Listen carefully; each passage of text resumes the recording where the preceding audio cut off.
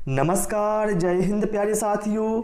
आप लोगों की डिमांड पर आज मैं संस्कृत का प्रैक्टिस सेट नंबर फर्स्ट लेकर आया हूं, जो कि आपके एग्जाम पैटर्न के अनुसार तैयार किया गया है। इसमें टोटल नंबर ऑफ क्वेश्चन 30 हैं, जिसमें कि गद्यांश पद्यांश भी है। आप सभी लोग इस प्रैक्टिस सेट को अवश्य लगाएं, जहां से आपको पता चलेगा एग्जाम में किस तरह के क्वेश्चन आते हैं और आपको इन्हें कैसे हल करना होता है। ठीक है, और आपका जो भी स्कोर रहता है हमें कमेंट बॉक्स में अवश्य बताएं। तो पहला प्रश्न क्या है, कहा गया है भाषा शिक्षकः छात्राणां दोषान् पश्येत्। अर्थात भाषा शिक्षक छात्रों के दोषों को देखता है। छात्र संशोधन संकेत के रूप में, अधिगम समस्या के रूप में, अधिगम के बाधक के रूप में या फिर अधिगम के संकेत के रूप में। तो ध्यान रखना, भाषा शिक्षक छात्रों के दोषों को अधिगमस्य संकेत रूपेण मतलब अधिगम के संकेत के रूप में देखता है। यहां पर हमारा करेक्ट आंसर ऑप्शन डी के साथ जाएगा। इसके बाद आते हैं हम प्रश्न क्रमांक 2 पर। भाषा अधिगम अधिगणों मध्य का भेदः। अर्थात यहां पर इसका अर्थ हुआ भाषा अधिगम और भाषा अधिग्रहण, इन दोनों के मध्य क्या भेद है। तो ध्यान रखना भैया, जो भाषा अधिगम होता है यह प्रयासजन्य होता है और भाषा अधिग्रहण होता है सहज रूप से।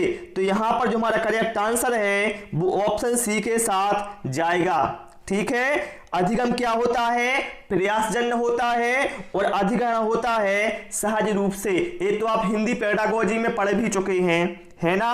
चलिए भाई प्रश्न क्रमांक 3 पर आते हैं। यहां पर कहा गया है यह शिक्षकः छात्रान् अधिकं बाल साहित्यम पठितुम प्रेरयति सह छात्राणाम। यहां पर कहा गया है यदि शिक्षक छात्रों को अधिक बाल साहित्य पढ़ने हेतु प्रेरित करता है तो वह छात्रों में संभाषण कौशल बढ़ाने की इच्छा रखता है, श्रवण कौशल बढ़ाने की इच्छा रखता है, पठन कौशल बढ़ाने की इच्छा रखता है या फिर लेखन कौशल बढ़ाने की इच्छा रखता है।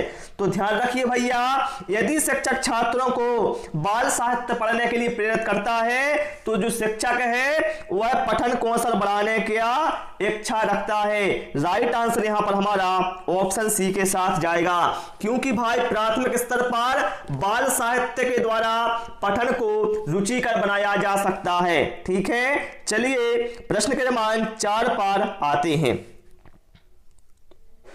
यहां पर कहा गया है प्रथम कक्षायाः छात्राणां कृते भाषायाः पठनार्थम अधोलिखितेषु कतमा विषयः योग्यताम भवेत्। अर्थात यहां पर कहा गया है प्राथमिक कक्षा के छात्रों में भाषा पठन कार्य के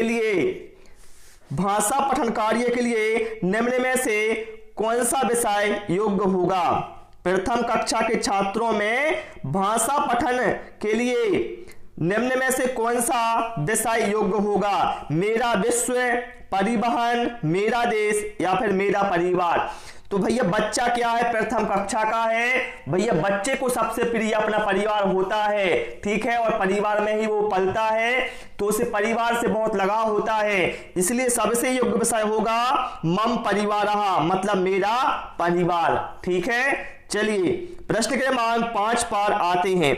और सभी से रिक्वेस्ट है भैया, वीडियो पसंद आए तो वीडियो को लाइक और शेयर करें, चैनल को सब्सक्राइब करें। ठीक है, चलिए अधस्तनेषु केन त्रिभाषा सूत्रम संस्तुतम। अर्थात यहां पर इसका अर्थ हुआ निम्न में से किसने त्रिभाषा सूत्र दिया था या संस्तुति की थी। तो भैया त्रिभाषा सूत्र दिया था कोठारी आयोग ने, ये हम सभी को पता है। तो यहां पर हमारा करेक्ट आंसर ऑप्शन सी के साथ जाएगा। ठीक है, देखिए संस्कृत की पेडागोजी और हिंदी की पेडागोजी भैया एक ही जैसी होता है, थोड़ा सा ही डिफरेंस होता है। ओके, और जो त्रिभाषा सूत्र के अनुसार प्रथम भाषा हिंदी, फिर अंग्रेजी और एक है स्थानीय भाषा। तो इस तरह से 3 भाषाओं की यहां पर बात की गई थी। चलिए प्रश्न क्रमांक 6 पर आते हैं। बोला गया है रचनात्मक कक्षायाम कवितायाः पाठन समय शिक्षकः, मतलब रचनात्मक कक्षा में कविता के पढ़ते समय शिक्षक, बताइए आप लोग रचनात्मक कक्षा में कविता को पढ़ते समय शिक्षक क्या करेगा? तो शिक्षक क्या करेगा? समूहेषु चर्चाम कविताम अधिकृत्य स्व मंतव्यम प्रदातुम छात्रान निर्देशयति, अर्थात यहां पर इसका अर्थ हुआ समूह में चर्चा करके कविता का अधिग्रहण कर अपने अपने विचारों को प्रदान करने के लिए छात्रों को निर्देश देगा। तो यहां पर हमारा करेक्ट आंसर जाएगा भैया ऑप्शन ए के साथ, क्योंकि कक्षा कैसी है? रचनात्मक कक्षा है। ठीक है, बाकी आप देख सकते थे इसमें क्या था, कंठस्थीकरण करने की बात की गई थी, यहां पर पुनरावृत्ति की बात की गई थी। ठीक है, यहां पर व्याकरण नियमों की बात की गई थी। ठीक है, तो इस तरह से भी आप वहां पर एग्जाम में ऑप्शन को क्रॉस कर सकते हैं। ओके, चलिए प्रश्न क्रमांक 7 पर आते हैं। भैया यहां पर लिखा है कथा श्रवण विधि शिक्षार्थी नाम कृते सहायक भवति, अर्थात यहां पर इसका अर्थ हुआ कथा श्रवण विधि शिक्षार्थियों के लिए सहायक होती है। बताइए जो कथा श्रवण विधि है इस शिक्षार्थियों में किसके लिए सहायक होती है? भैया यहां पर क्या है? कथा श्रवण विधि है, तो भैया सीधा सा अंदाजा लगा सकते हैं इस श्रवण कौशल को बढ़ाने के हिसाब से ठीक होगी। ठीक है, तो श्रवण मात्र कौशल, तो यहां पर क्या श्रवण मात्र कौशल है? तो ये तो भैया गलत है, लेकिन जो ऑप्शन सी में कहा गया है श्रवण संभाषण कौशल विकासार्थम, मतलब श्रवण संभाषण कौशल के विकास में सहायक होती है कथा श्रवण विधि। तो यहां पर हमारा करेक्ट आंसर भैया ऑप्शन सी के साथ ही जाएगा। ठीक है, चलिए भाई प्रश्न क्रमांक 8 पर आते हैं। और आप लोगों को एक बात और बता दूं भैया, मार्केट में ऐसी बहुत सारी बुकें आ रही हैं जिसमें बहुत सारे गलत आंसर दिए हैं, ये भी आप सुन लो। ठीक है, चलिए प्रश्न क्रमांक 8 में क्या बोला गया है? कविता पठनस्य उद्देश्यम अस्ति, अर्थात कविता पठन का उद्देश्य क्या है? बताइए जो कविता पठन का उद्देश्य वो क्या होता है? अनुभूति और विचारों का बोध है, धारा प्रवाह और शुद्धता का विकास, कविता को कंठस्थीकरण करना या फिर उच्चारण का विकास करना। तो देखिए भैया कंठस्थीकरण तो नहीं होता है, ना उच्चारण विकास होता है, ना ऑप्शन बी होता है, बल्कि कविता पठन का उद्देश्य होता है अनुभूति और विचारों का बोध है। राइट आंसर यहां पर हमारा ऑप्शन ए के साथ जाएगा। इसकी व्याख्या भी यहां पर लिखी हुई है, भाव विभाव तथा संचारी भावों का उद्गीत होना या सभी कविता पठन के उद्देश्य के अंतर्गत आती हैं। ठीक है, इसलिए बोला जाता है भैया कविता में लय का होना आवश्यक होता है। ओके, चलिए प्रश्न क्रमांक 9 पर आते हैं। अधोलिखित वाक्येषु कथमं न समीचीनम, यहां पर कहा गया है निम्नलिखित वाक्यों में से कौन सा समीचीन नहीं है? समीचीन का मतलब है उचित नहीं है। ठीक है, मतलब असत्य है, ये बोला गया सीधा साधा। तो भैया यहां पर देखें आप ऑप्शन डी में कहा गया है सर्वे भाषा अधिगमः विषय अधिगमः भवन्ति, अर्थात यहां पर कहा गया है सभी भाषा अधिगम विषय अधिगम होते हैं। तो भाई ये कैसे हो जाएगा? आप खुद सोचें, सभी भाषाएं आप केवल विषयों के द्वारा ही सीखते हैं क्या? तो ऐसा गलत है, सभी भाषा का अधिगम विषय अधिगम नहीं होता है। यहां पर हमारा करेक्ट आंसर ऑप्शन डी के साथ जाएगा, ये असत्य है, ये समीचीन नहीं है। ओके, चलिए प्रश्न क्रमांक 10 पर आते हैं। कहा गया है अधस्तनेषु कथमः भाषा परिवारः भारतेन विराजते, अर्थात निम्न में से कौन सा भाषा परिवार भारत में विराजित नहीं है, मतलब भारत में नहीं है? तो देखिए द्रविड़ तो है, है ना, तिब्बत बर्मन भी है और इंडो आर्यन है। लेकिन जो आल्ताइक लिखा है ऑप्शन सी में, यह भाषा परिवार भैया भारत का नहीं है। राइट आंसर यहां पर हमारा ऑप्शन सी के साथ जाएगा। ठीक है, और भैया चूंकि प्रैक्टिस सेट है इसलिए मैं हर ऑप्शन को आपको व्याख्या के साथ क्यों बताऊं, क्योंकि वीडियो भैया बहुत लंबा हो जाएगा, ये आप सभी जानते हैं, यदि मैं हर ऑप्शन को पढ़ूंगा और उसका अर्थ बताऊंगा। ठीक है, ये प्रैक्टिस सेट है जो कि आपकी तैयारी जांचने के लिए है। ठीक है, और आपको पता चलेगा कि क्वेश्चन कैसे आते हैं। कहा गया है पठनम नाम, मतलब पढ़ना नाम है। तो बताइए पढ़ना किसका नाम है? संपूर्ण शब्दावलियों को सीखना, इसका नाम पढ़ना है क्या? नहीं। अक्षरों और शब्दों का कूट ज्ञान? नहीं। भाषाधिगम का नाम पढ़ना है या फिर अर्थकरणम? तो भैया यहां पर हमारा करेक्ट आंसर हो जाएगा ऑप्शन डी के साथ, अर्थकरणम, मतलब अर्थ करने का नाम ही पढ़ना है। ठीक है, जैसे भैया यहां पर कुछ लिखा है और आपने पढ़ ही दिया तो कोई मतलब का नहीं है, इसलिए बोला जाता है जब भी आप पठन कार्य करते हैं तो साथ साथ उसका अर्थ ग्रहण भी करते चलें। ठीक है, नहीं तो मतलब ही नहीं है कुछ पढ़ने का, है ना।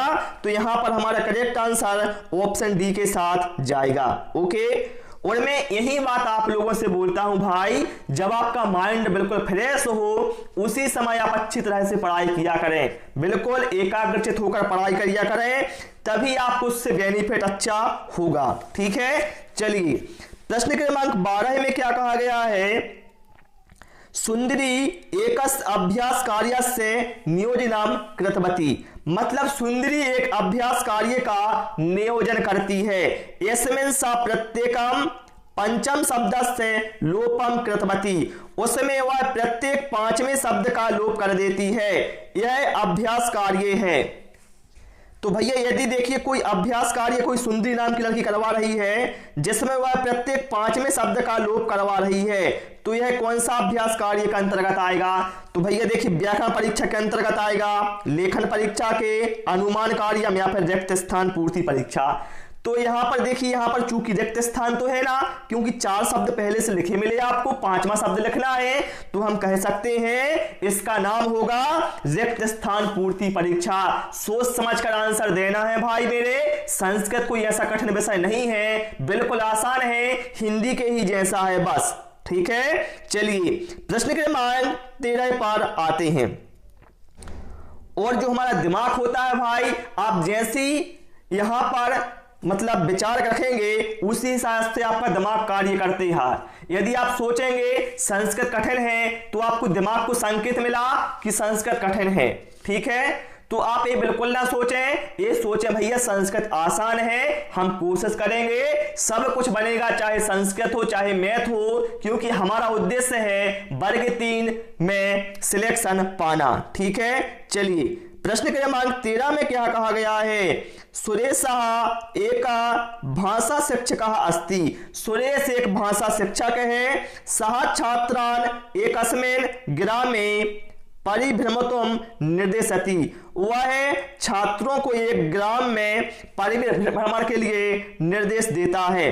तत्र अपरानाम सूचना पट्टान पठित्वा तदुपरि विवरणम दातुम कथयति, वहां पर वह बाजार में सूचना पट्ट को पढ़कर उस पर विवरण देने के लिए कहता है।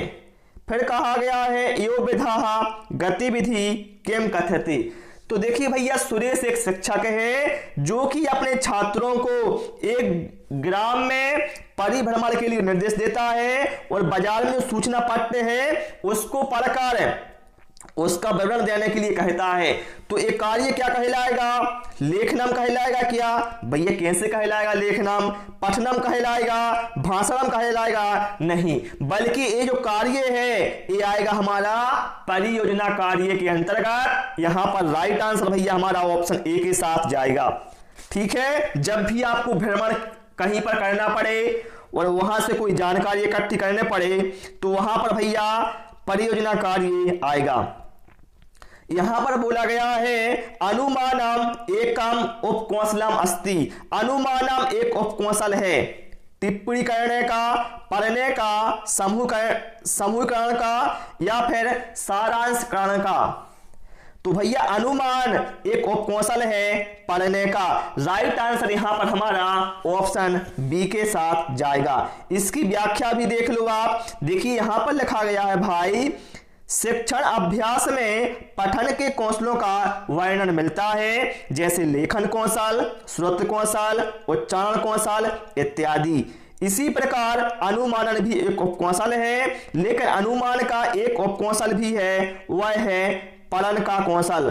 ठीक है, चलिए प्रश्न क्रमांक 15 पर आते हैं। कहा गया है शिक्षा अधिकार अधिनियम अनुसारम प्रत्येकम छात्रस्य अधिकारः अस्ति। अर्थात शिक्षा अधिकार अधिनियम के अनुसार प्रत्येक छात्र का अधिकार है। तो प्रत्येक छात्र का अधिकार क्या है? मातृभाषा माध्येन अधिगंतुम, मतलब मातृभाषा में अधिगम करना, ये प्रत्येक भाषा का अधिकार है। राइट आंसर यहां पर हमारा ऑप्शन सी के साथ चला जाएगा। देखिए लिखा भी है शिक्षा अधिकार अधिनियम मतलब आरटीई के अनुसार सभी छात्रों को यह अधिकार प्रदान करता है कि वह शिक्षा अध्ययन अपनी मातृभाषा के अनुसार ही करेगा। उस छात्र को जबरन किसी अन्य भाषा के माध्यम से शिक्षण नहीं कराया जाए। वह बालक स्वतंत्र है, इसलिए मातृभाषा को बालक के प्रथम पाठशाला की जननी माना गया है। ठीक है, चलिए भैया हमने पेडागोजी के 15 प्रश्न कर लिए हैं। अब आते हैं हम पद्यांश पर, फिर हम करेंगे उसके बाद गद्यांश। देखिए पद्यांश भैया बहुत आसान है। देखिए कितना है, बस इतना सा है, 10 लाइन है पद्यांश में बस। और यहां पर लिखा हुआ है कि आपको इन श्लोकों को पढ़ना है, उसके बाद प्रश्न क्रमांक 16 से प्रश्न क्रमांक 21 तक इसके आंसर देना है। लेकिन देखिए भैया हम संस्कृत में क्या करेंगे, ना गद्यांश पढ़ेंगे ना पद्यांश पढ़ेंगे। हिंदी में भले ही पढ़ लेते थे क्योंकि यहां पर टाइम बहुत अधिक लगेगा, तो यहां पर सीधा आपको प्रश्नों के ऊपर चलना है और उनके आंसर देखना है। देखिए यहां पर हम देखें पहले नंबर तो विद्या ददाति विनयम, विद्या ददाति वित्तम। यहां पर पूरे में क्या है, विद्या विद्या की ही बात की जा रही है कि विद्या क्या क्या करती है। तो यहां पर देखिए पहले प्रश्न में क्या कहा गया है, पद्यांश से कस्याः महत्वम कथितम अस्ति। पद्यांश में किसका महत्व है? तो भैया देखिए पद्यांश में किसका महत्व बताया गया है, ना बंधुओं का, ना प्रधान का, ना दोषों का, बल्कि किसका, पद्यांश में विद्या का महत्व बताया गया है। इसलिए यहां पर हमारा करेक्ट आंसर ऑप्शन सी के साथ जाएगा। ठीक है भाई लोग, चलिए इसके बाद हम प्रश्न क्रमांक 17 पर आते हैं। कहा गया है विद्या जनानाम किम विमलम करोति। क्या है, विद्या जनानाम किम विमलम करोति। अब इसका हम देखते हैं। देखिए क्या है, विद्या जनानाम किम विमलम करोति। तो किम की जगह पर क्या आना चाहिए, यहां पर चित्तम करोति। ठीक है, इस तरह से आपको देख लेना है, जहां पर शब्द मिल रहे हों तो चित्तम आना चाहिए। तो देखिए ऑप्शन ए हमें चित्तम दिया है। कितना आसान है भैया, तो ऑप्शन ए हमारा करेक्ट आंसर हो गया। आप जो क्वेश्चन में शब्द दिए गए हैं उन्हीं प्रश्नों को आप जो पद्यांश दिया गया है उसमें आपको खोजना है। ठीक है, थोड़ा सा अर्थ समझना है और आपको आंसर दे देना है। चलिए प्रश्न क्रमांक 18 पर आते हैं। कहा गया है बंधु भी का ना विभाज्या। क्या है, बंधु भी कहा ना विभाज्या, मतलब किसका विभाजन नहीं हो सकता, यहां पर कहा गया है बंधुओं के बीच। तो इसको हम देख लेते हैं। देखिए यहां पर कहा गया है विद्या कदापि लोके नहीं बंधु भी विभाज्या, ये यहां पर कहा गया है। तो चलिए इसका हम आंसर देख लेते हैं क्या होगा। तो यहां पर हमारा क्या होगा, विद्या लिखाना, वहां पर विद्या बंधु ही कहा ना विभाज्या, मतलब विद्या का बंधुओं के बीच विभाजन नहीं होता है। सही बात है, जो विद्या है भैया ना उसका बंटवारा हो सकता है ना वह चोरी हो सकती है, आप सभी जानते हैं इतना तो। ठीक है, चलिए प्रश्न क्रमांक 19 पर आते हैं। अब देखिए भाई यहां पर क्या कहा गया है, आदूरम दूरम करोति इति भावस्य कृते कहा प्रयोगः। मतलब यहां पर ये कहा गया है आदूरम दूरी करोति, इसके लिए यहां पर किसका प्रयोग किया गया है। अब देखिए यहां पर भैया 4 ऑप्शन मिलेंगे, आपको मिलेंगे ना। देखिए तो आपको क्या करना है, इन 4 ऑप्शनों में से देखो आप कौन सा ऑप्शन यहां पर आपको दिया जा रहा है, ठीक है, वही अपना करेक्ट आंसर होगा। ठीक है, देखते हैं किसका प्रयोग किया गया है, कोई अलग से आपको दिमाग नहीं लगाना है। ठीक है,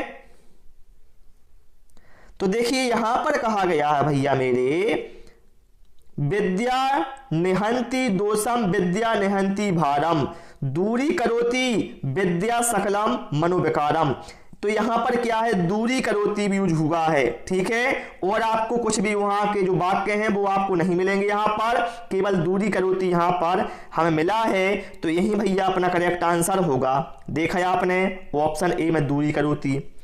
बस इस तरह से आपको इसी तरह से पद्यांश को सॉल्व करना होता है। अब चलिए हम प्रश्न क्रमांक 20 पर आते हैं। यहां पर कहा गया है कीर्तिम इति पदस्य विपरीत अर्थक अस्ति। अब देखिए इसका अर्थ भैया आप सीधा भी दे सकते हैं, इसका मतलब उत्तर आप सीधा भी दे सकते हैं। यहां पर कहा गया है कीर्ति, इस पद का विपरीत अर्थ क्या है, विपरीत अर्थक नास्ति। मतलब कीर्ति शब्द का विपरीत शब्द बताने में से कौन सा नहीं है। विपरीत का मतलब होता है विलोम, ये तो आपने हिंदी में ही पढ़ा है ना।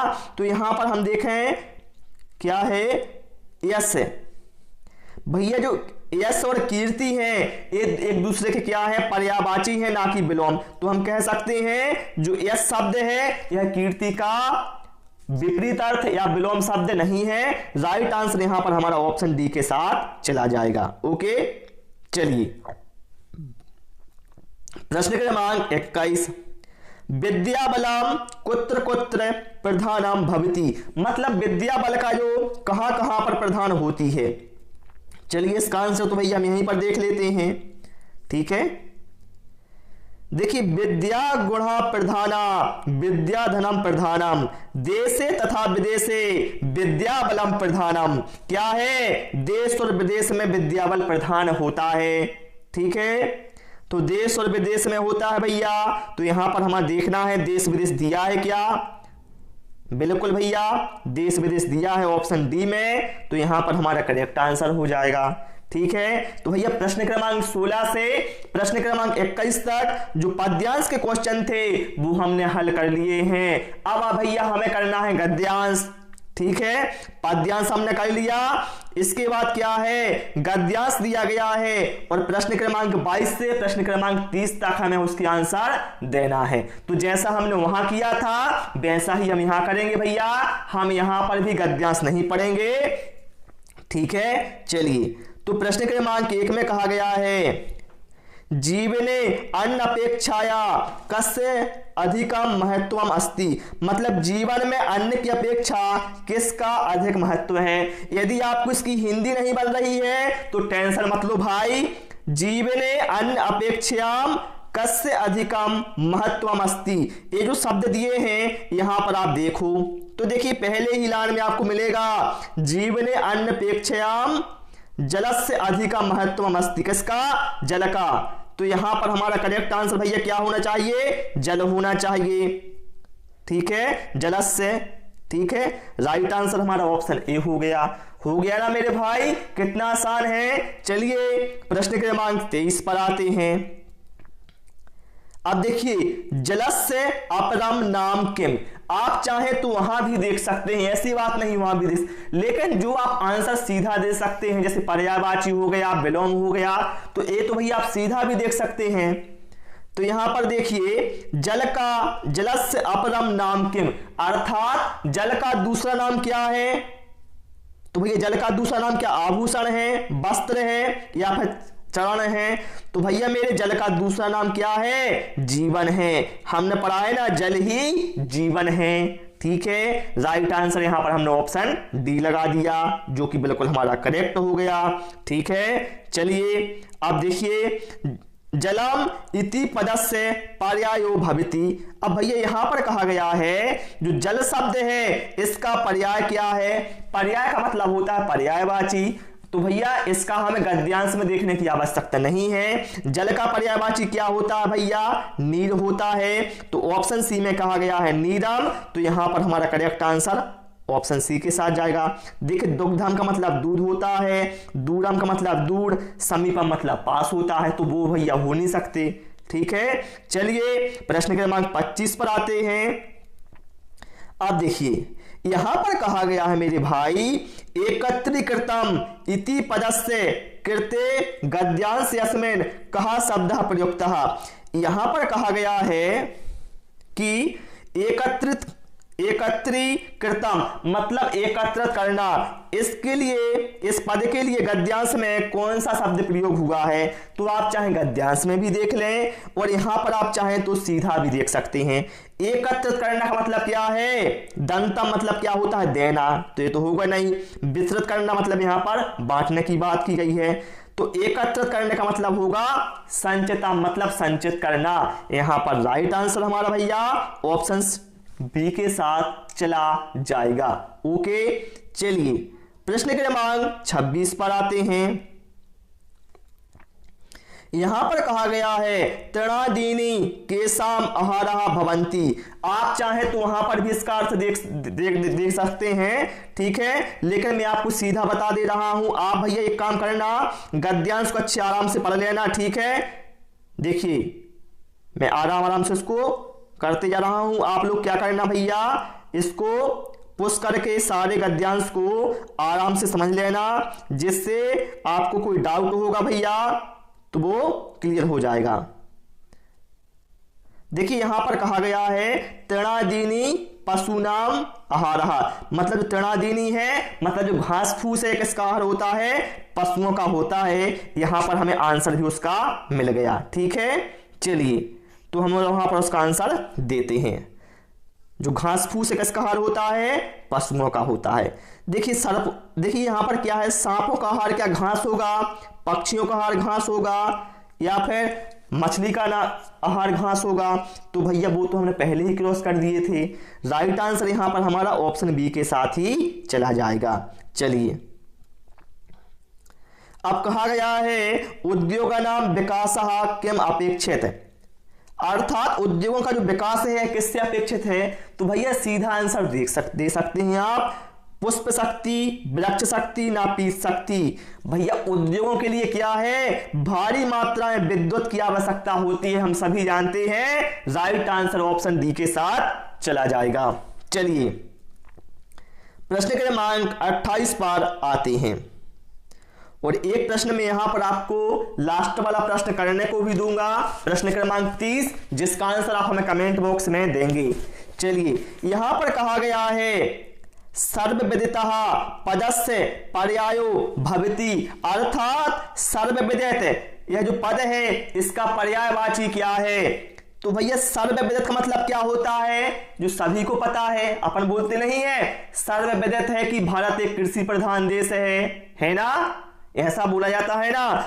तो भाई मेरे सर्वविदित का मतलब होता है सभी को ज्ञात है। तो यहां पर हमारा करेक्ट आंसर जाएगा ऑप्शन ए के साथ। ठीक है, चलिए प्रश्न क्रमांक 29 पर आते हैं। नद्या राष्ट्र जीवनम कथम कुर्वन्ति। जो नद्या का मतलब क्या है? नदियों से मतलब है। नदियां क्या करती हैं राष्ट्र जीवन का? सिद्धि रहित करती हैं क्या? पर्वतम या लक्ष्य विहीन या फिर सर्वसंपन्नम। तो भैया हम सभी जानते हैं नदियां क्या हैं, हमारे लिए बहुत ही आवश्यक होती हैं। इनसे ही क्या हमारे जो देश की व्यवस्था होती है, आर्थिक व्यवस्था, वो सही होती है। और देखिए विभिन्न प्रकार की जलापूर्ति होती है वो की जाती है। तो यहां पर हमारा राइट आंसर क्या होगा? सर्वसंपन्नम। ठीक है, चलिए प्रश्न क्रमांक 30 पर आते हैं। परीक्षणे कृतकहि इति प्रयुक्त पदस्य अभिप्रायः। जो यहां पर भैया इस गद्यांश में कृतकहि शब्द आया है, इसका क्या अभिप्राय है, आपको इसका आंसर हमें कमेंट बॉक्स में देना है। मैंने गद्यांश आपको पहले बता दिया था, आप वीडियो पोस्ट करके उसको पढ़ लेना, फिर आप इसका आंसर हमें कमेंट बॉक्स में देना, क्या होगा वहां पर करेक्ट आंसर। तो प्यारे साथियों, आज इस क्लास में इतना ही। उम्मीद है आपको क्लास पसंद आई होगी। क्लास पसंद आई हो सभी से रिक्वेस्ट है, वीडियो को लाइक और शेयर करें, चैनल को सब्सक्राइब करें। Thanks for watching this video.